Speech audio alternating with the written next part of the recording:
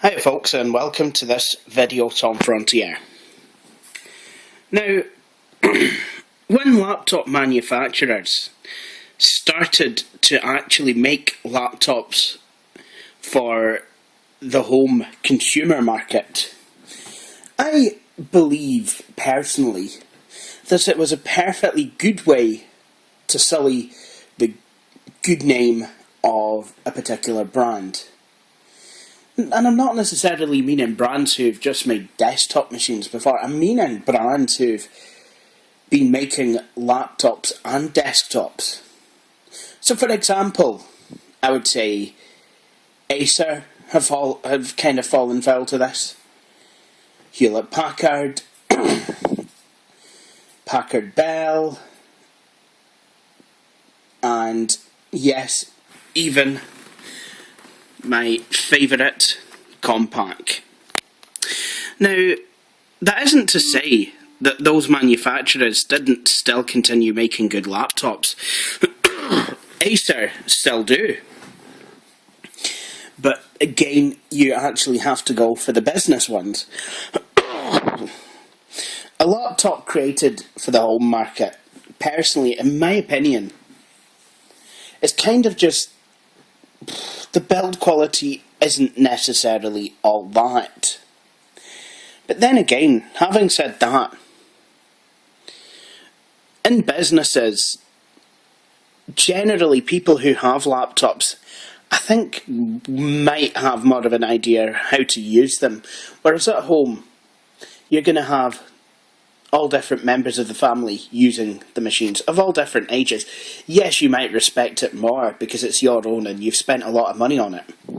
But it's also going to be used by the kids, who might not really know how delicate laptops are yet.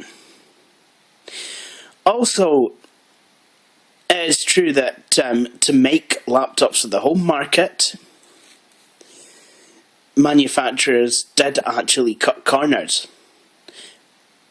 Dell, for example, when they made an Inspiron for the home market, they actually put a smaller screen in it. Now, this did mean the chassis was, the screen, the lid could be prone to kind of flexing or what have you, weak. Well, the actual body of the lid was weakened because obviously the larger screen would have added to the structure, but the smaller screen kind of didn't. So the lid could become a lot more fragile. Now, this here is a Compaq Presario. Now, the Presario name, well, it is one that I hold quite dear, because obviously the first computer that my family owned was a Compaq Presario 2240.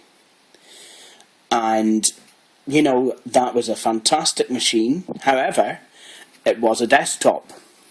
Something that Compaq knew back in the day how to make very, very well. Okay, people have came to me left, right and centre with all sorts of complaints about Presario desktops, but I've never really had any problem with ours. However, this is a Presario laptop. It's a Compaq Presario 700. And to be honest, I think that in some ways this machine has kind of suffered from some sort of build quality issues. Now, bearing in mind, this was probably manufactured in 2001, so this was before the HP Compaq merger. But the reason I think that this kind of smacks of cheapness is because I've not really been able to find a good one. Let me show you something.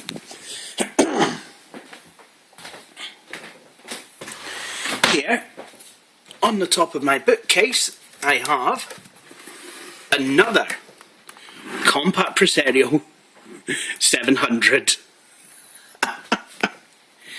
Now this one is a wee bit dustier because it's been sat on the cupboard top for some time. But this one, well, it doesn't even go at all.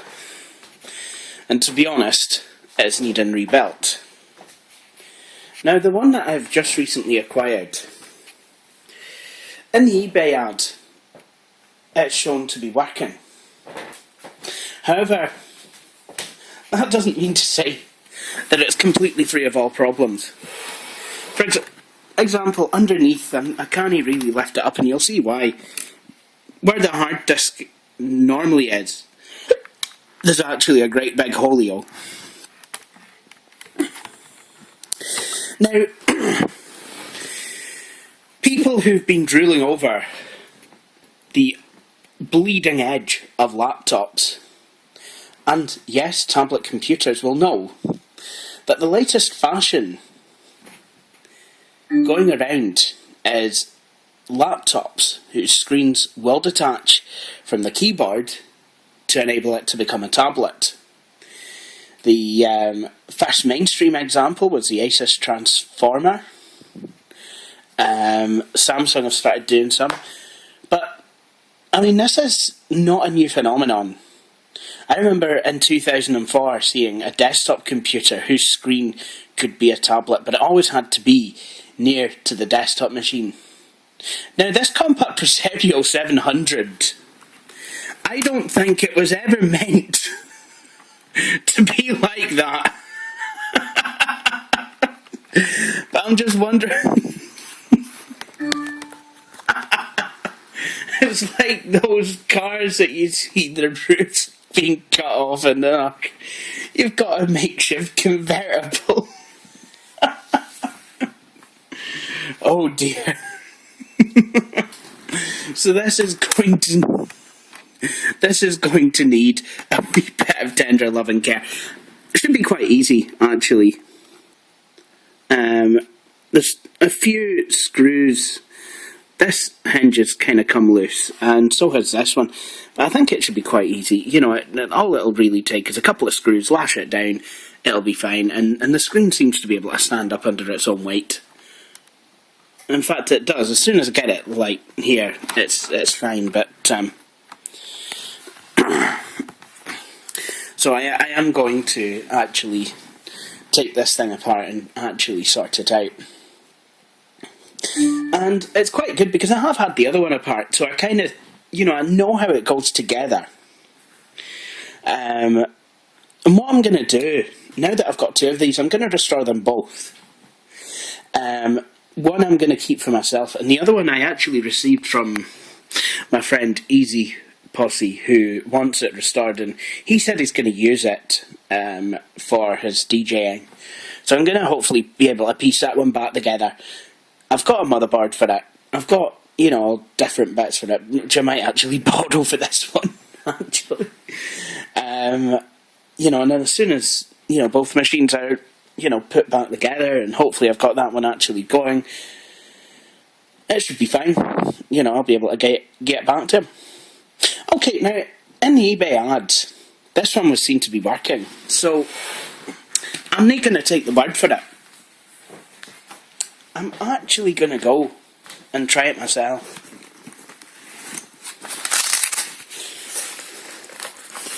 So, I mean, it'd be no use me trying to restore a laptop, which was then later found to be completely dead on arrival.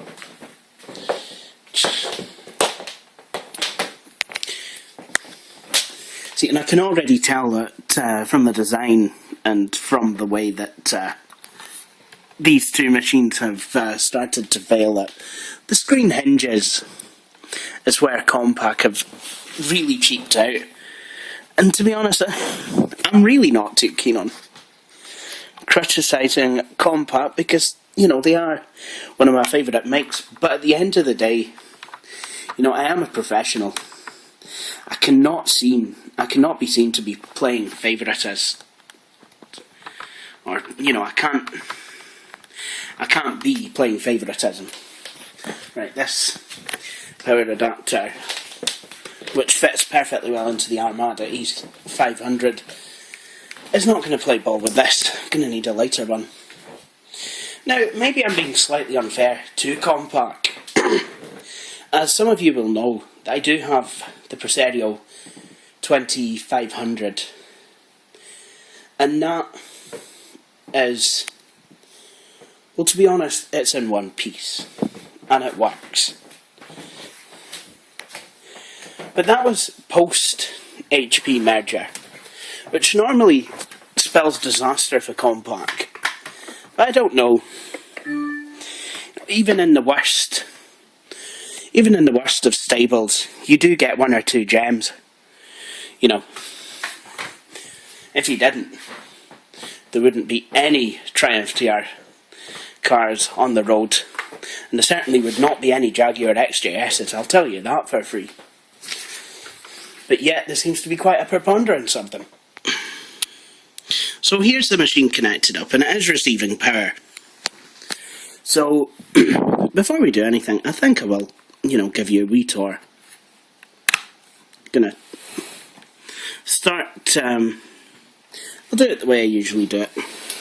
So on the left hand side, you have a Kensington lock slot, and you see that it's actually been quite generously lashed with two PC card slots, 2 Type 2 or 1 Type 3, a floppy disk drive, and on the front you have these two speakers powered by JBL, as Compaq do. It's an example of Compaq putting some of the best things in their computers. This was when Compaq have always been designed to be cheaper end machines, but they've never, until HP took them over, I don't think they ever really felt cheap. I didn't see Compaqs as cheap. So I was quite surprised that they were designed to be cheap from the outset, and I suppose it only makes sense because, what did Compaq do? Their first machine was basically a cheap clone of the original IBM PC. This is how Compaq came about. And yet they've never felt cheap to me. And yes, even though this laptop has seen better days, I love the chunky design of it. And it pains me to say it, really. It actually does, but the C500 and the C610, to be honest, to me, it's not so much that they feel flimsy. It's just that they feel a wee bit fragile. You're scared to touch them. I got the C610 for my Christmas last year, hoping to get a lot of use out of it, and to be honest, I'm too scared to even go anywhere near the thing.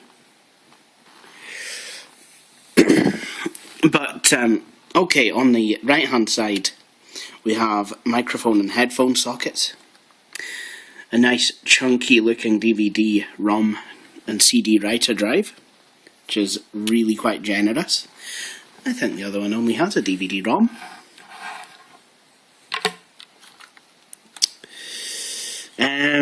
On the back we have the power socket, which is now populated. This is definitely going to need some TLC, I'll tell you that. Oh my goodness. I do wonder oh my goodness, Crivens, this really has seen better days. It really has taken a battering. You've got to wonder what happened to the Power Wii machine. I do.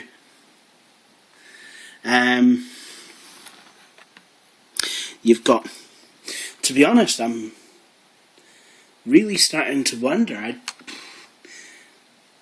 In this case, and this isn't me playing favouritism here, this is me genuinely saying, I don't think this machine's faults stem from a manufacturing error rather than a user error, which I was talking about at the beginning. Home users don't necessarily know how to treat these things. I'm not saying everyone doesn't. I hope I'm not having a dig. I hope I don't sound like I'm having a dig at everyone who owns a laptop for home use, because I own one for my home use. But my goodness, this does look as though it's taken a fall.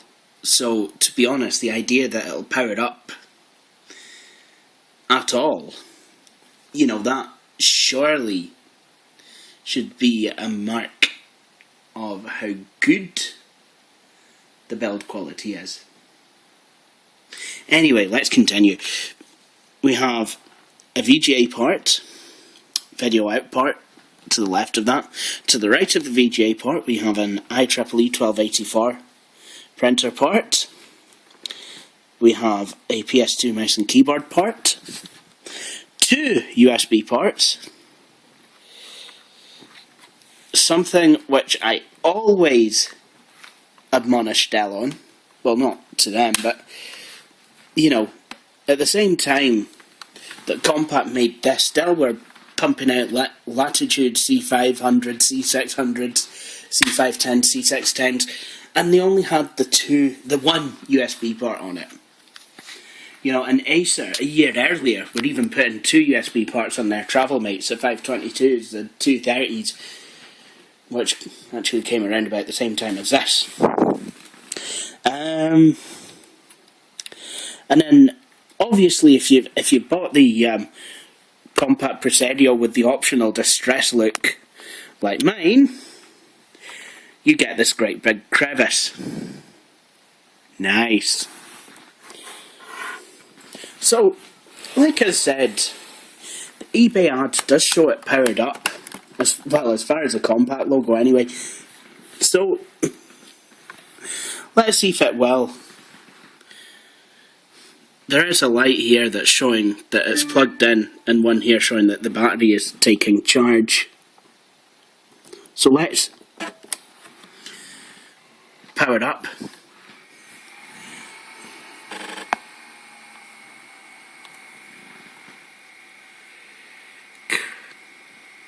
Do you know how nice it is for me to see one of these powered up after labouring over the other one?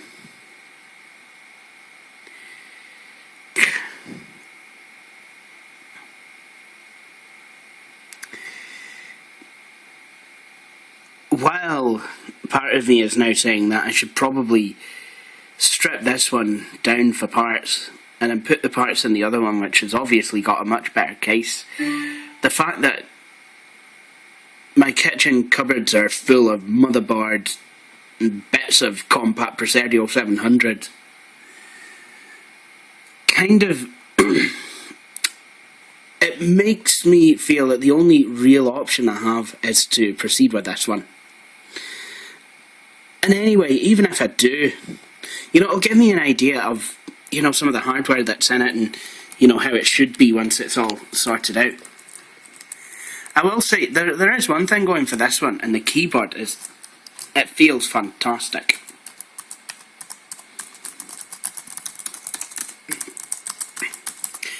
Frankly, I'm starting to feel a bit of an idiot for having gone on about laptop build quality. This screen is fantastic, even. Everything about this machine is fantastic. I really do feel very stupid right now.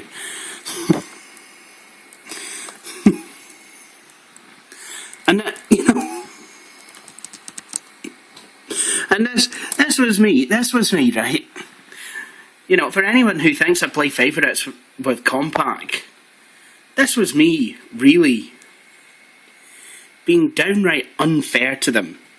Not giving this machine even a slightly fair shot. To be honest, you know, I was so unfair with this machine that Atos are probably clamouring to get me on board working for them with the fairness that I gave this machine. However, in an Atos fashion, yes, it looked completely broken from the inside, but I've got to tell you, I can declare this machine fit to work.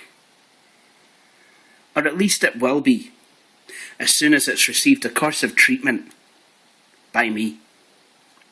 It's going to have a hard disk fitted, but before any of that nonsense happens, I'm going to try and get this thing into setup, I would dearly love to do it on older Compaqs as F10.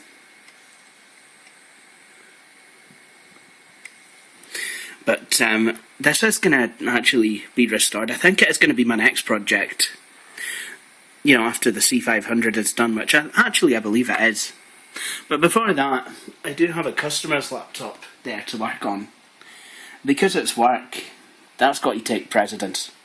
And as soon as I've done that, then, you know, I can play as much as I like with this one. Bearing in mind all that, I will need to save up again and get parts for the other one. But, you know, if I can, you know, play about with this one, which is slightly working, and, you know, maybe, because sometimes it's nice to be able to see something working. So then you know how to go about getting it, you know, restoring something from the ground up. And I've just seen another wee thing here. There's a wee chip on the case. Yes, this machine has seen better days. But I don't know. Seeing it powered up just makes me want to restore it. I do have a feeling that both of these 700s are very good machines. I don't know about this one, but the other one... See, now I am scared of kind of putting the lid down. The other one says that it's an AMD based... It's an AMD Athlon. Or is it a Duron? I can't... No, I think it's an Athlon 900. I think it had 256 megs of RAM in it. But I don't know what this is. All I know about the other one is it was designed for Windows XP. It said that, but not only did it say it was designed for Windows XP, but unlike the Latitude C500, this actually had a Windows XP certificate of authenticity on it. The other one did. Now, obviously, I'm not going to show this to you. You're just going to get to see the table, which is lovely. However, I'm going to look at this, and I'm going to see what this has on it. And yes, this is also XP. It's XP Home Edition, so I'm going to put that on it and see how it runs. Those of you who've seen the video of the Dell Latitude C500 will know that on a Celeron, or at least on that configuration, it runs very diabolically. I mean, news about that, I have put it back to Windows 2000 now, so there will be a video coming up of that, showing you that, plus I'm going to get a couple of games running on it, and I'm going to show you how that works. Because it's got the 8meg ATI video cards that, I can't believe I'm going to say this, as a huge fan of NVIDIA, but I quite like the ATI Mobility, the Rage Mobility 3. I really do. I think it's a fantastic card. And now I'm going to get in the shower. Anyway, on that note, this is a Compaq Presario 700. Has taken a fall, but still seems to be in perfect working order, ladies and gentlemen. How's about that? But I will, of course, be restoring it. I probably won't video the restoration, though. Well, certainly not the lashing down of screws. I'll probably film the software restoration, but to be honest, with the intricacy involved in the hardware restoration, the fact that I've got to look really close at it, the fact that I really need two hands and I don't have a tripod, I'm going to have to do that with the camera switched off. So I'm really sorry, guys. But please do join me for my next video, whatever it'll be. Please subscribe to my channel. Instructions on how to do so will, of course, follow.